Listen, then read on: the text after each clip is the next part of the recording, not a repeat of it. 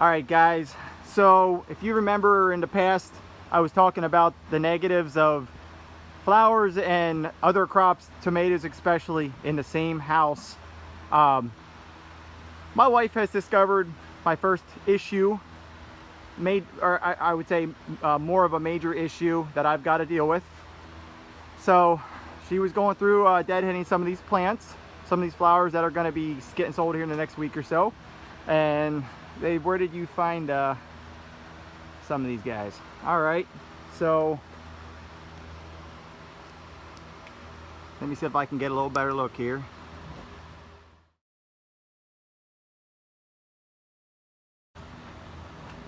Look like we got some visitors, some green aphids there. Probably came out of this ground. This was old soybean ground, so these are probably soybean aphids coming out of their hibernation. Oh man, you pull that one out.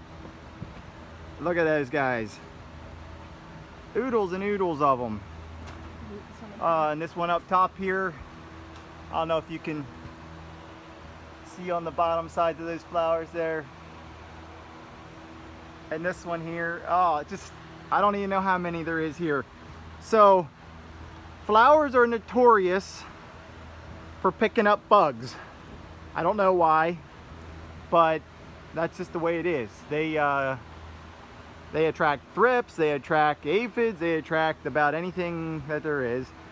And so now, obviously, I'm gonna have aphids on my tomatoes. They probably already are, but it seems they prefer the flowers more. So for the time being, but I mean, they're starting a pretty nice population here going on. If you try to find, I mean, right on the stem there and everything,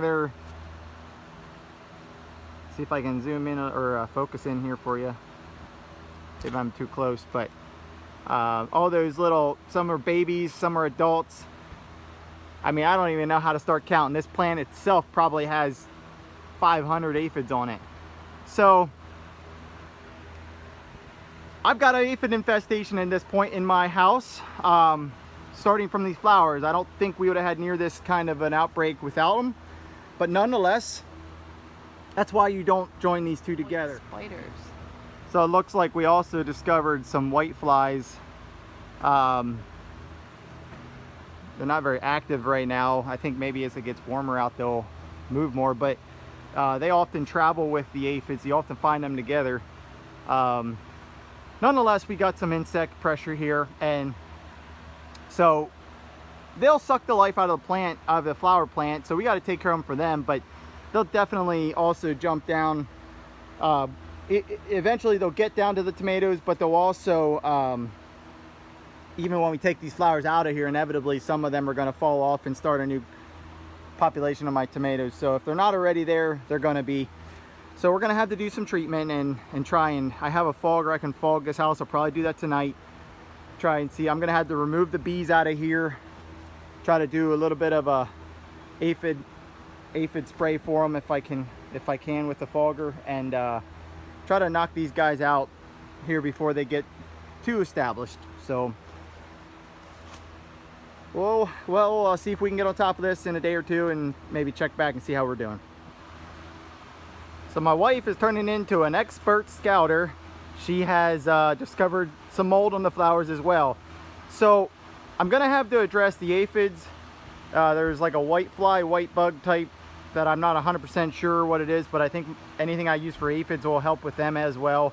And she found some mold, and so I do have some mold fungicide from the flower company that I'm going to run through my fogger tonight, and I can probably demonstrate how that works. It'll be later tonight. I got to get these bees, the beehive over there. I'm going to have to wait for them to come back in, capture them, remove them from the house, because anything I use for aphids will be detrimental to them, and I don't want to do that. So I'll remove them from the house probably till Monday, and then I'll bring them back in.